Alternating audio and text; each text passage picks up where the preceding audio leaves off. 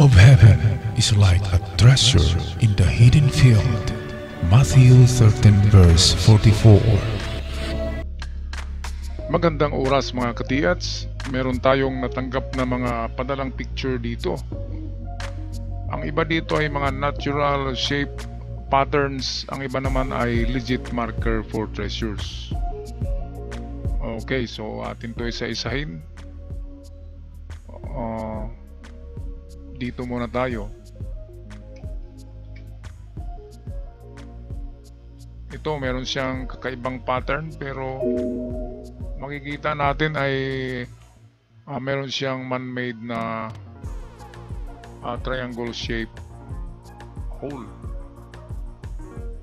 Ito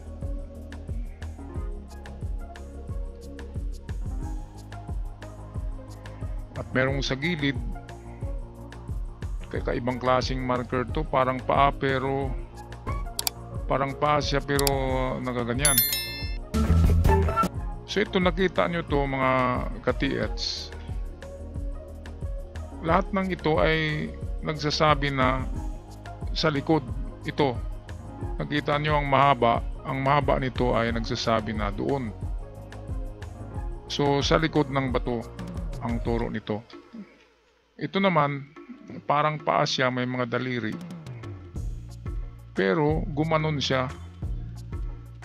So meron siyang tinuturo doon, katulad ng tinuturo nitong triangle papunta doon. Ngayon ito naman, tingnan natin tong dito.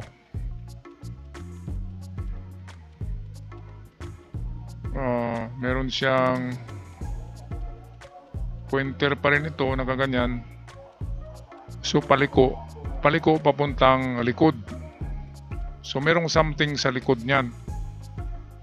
Pero bago niyo hukayin ng likod ay pukpukin niyo muna ng bato itong like that. Pukpukin niyo ng maso itong parte dito, kasi para siyang mabilog. Ganon din tong dito, itong mga malalapad, pukpukin niyo lang yan. Baka merong naka patch diyan na butas. Okay, so magandang marker to. So sa likod, lahat ng turo ng sign diyan ay papunta sa likod ng bato. Kung ano man merong sa likod, i-check nyo. Kasi ang mga Hapon, reverse palagi ang mga ano niyan. Kung saan nila tinatatak yung marka, karamihan ay wala sa harapan ng marka, kundi nasa likod, nasa reverse. Okay, punta tayo sa ibang sign. Ito naman, sa tingin ko, ito'y natural pattern lang talaga ng mga crack. At nag-form siya ng iba dyan, parang plastic nan. Pero kung busisiin natin, crack lang talaga siya ng bato. Okay, dito. Ito, mayroong visible dito na linya. Nakaganyan. So, pwedeng i-detect nyo itong kanyang harapan, kasi pababa ang point niya. Baka mayroong sucker deposit. So detect nyo lang ito. Kapag malakas ang detection ay pwede nyong ukayin. Okay, so punta tayo sa ito'y ulo ng crocodile. Ayan, nakapatong siya sa bato. Ulo siya, may ilong siya, may snout. So tingnan nyo sa unahan, kapag mayroong creek, ang crocodile kasi ay sa sa basa na, sa mga mangrove, di ba? Kapag mayroong creek diyan sa unahan, mayroong malaking deposito sa creek. Kasi ang malaking crocodile, lalo na ito, malaking ulo, means big deposit. Ngayon, meron akong nakita sa likod niya na kahoy. Itong kahoy na ito, kapag century old tree ito, ibig sabihin hindi lumayo sa kahoy ang item kapag century old tree yan. Kaya kung century old tree yan, ibig sabihin ay wag nang lumayo, kasi narito na ang marker na crocodile's head. So pwedeng sa baba lang mismo nitong crocodile, kasi kung napansin nyo, pinatong siya sa bato, parang sinadya. So pwedeng under lang talaga yan sa kanya. Kasi karamihan ng century tree Kapag mayroong bato ng kakaibang hugis sa kanyang harapan, yung bato na yun ang final marker under that bato. Karamihan ng item. So pwedeng under lang sa sign na ito. Pwedeng wala sa creek kapag century old tree ito. Pero kung bagong kahoy lang to, hindi century, so creek talaga ang turo nito.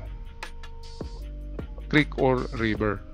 Okay, punta tayo sa ibang mga signs.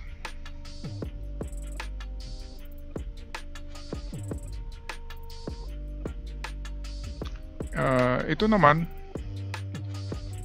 merong kakaibang hugis na bato ito.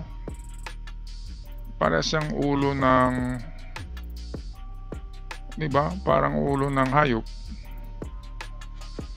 So meron siyang itinuturo, nakabaon tong ulo eh.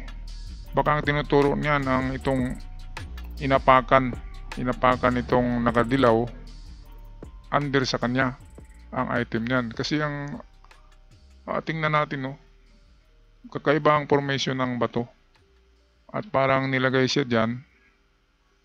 Pwede rin na ito yung lock at pwedeng dito lang sa kanyang baba. Kasi ito nakanganga siya at din nilagayan. So pwedeng pagtanggalin ito, tanggalin yan dyan, pwedeng hukayin tong harapan niya. Lakihan lang hanggang dito sa may inapakan itong nakadilaw. Okay, magandang marker din yan. Sinyalis yan. Kahit na walang mga sign arrow dyan, ang itsura ng bato ay nagsasabi na meron. Okay, so last sign tayo, ito.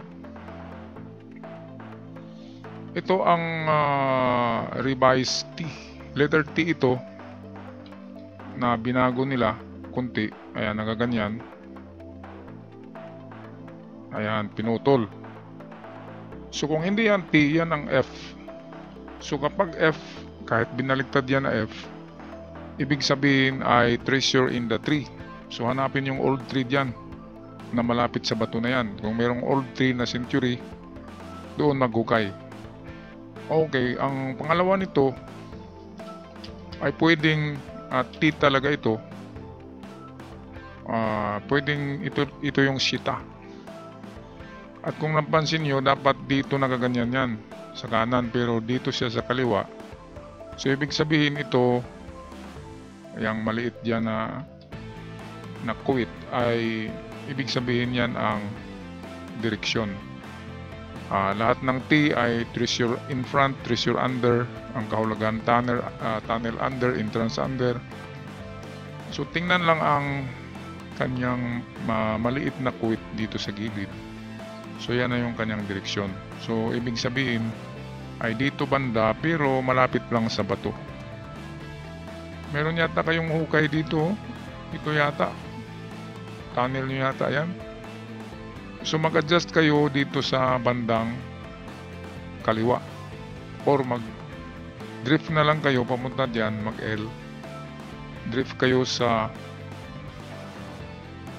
lalim na 7 meters kayo mag-drift sa mga treasure under. Kasi kung giveaway ito ay 7 meters, nariyan na yan. So ganyan na lang kayo, nandyan na, meron kayong tunnel pala dyan eh. And then mag-drift kayo papuntang kaliwa. Dito na banda. Ayan, kung nakita nyo, parang merong ding isa pang T dito, nakaganyan, no? So, ibig sabihin, dito talaga yung ano niya, ang turo niya. So, ito. Yan, tsaka ito, pareho ang turo nila dito sa kaliwa. So, meron na kayong hukay. So, patuloy lang sa hukayan din. Drifting going left dito. Gamitan nyo lang ng detection nyo, ng detector nyo kung saan malakas ang detection, doon kayo titigil. Okay, halimbawa ay nag-drift kayo, so dito yung detection. Okay, so sukatin nyo lang kung anong layo yan galing dito sa entrance nyo. Yan, good luck sa inyo mga katiyats. Yan ang aking pag-analyze ng inyong treasure signs. Maganda yan, legit yan. at good luck sa inyong lahat. Ako'y magpaalam na. Maraming salamat. God bless us all.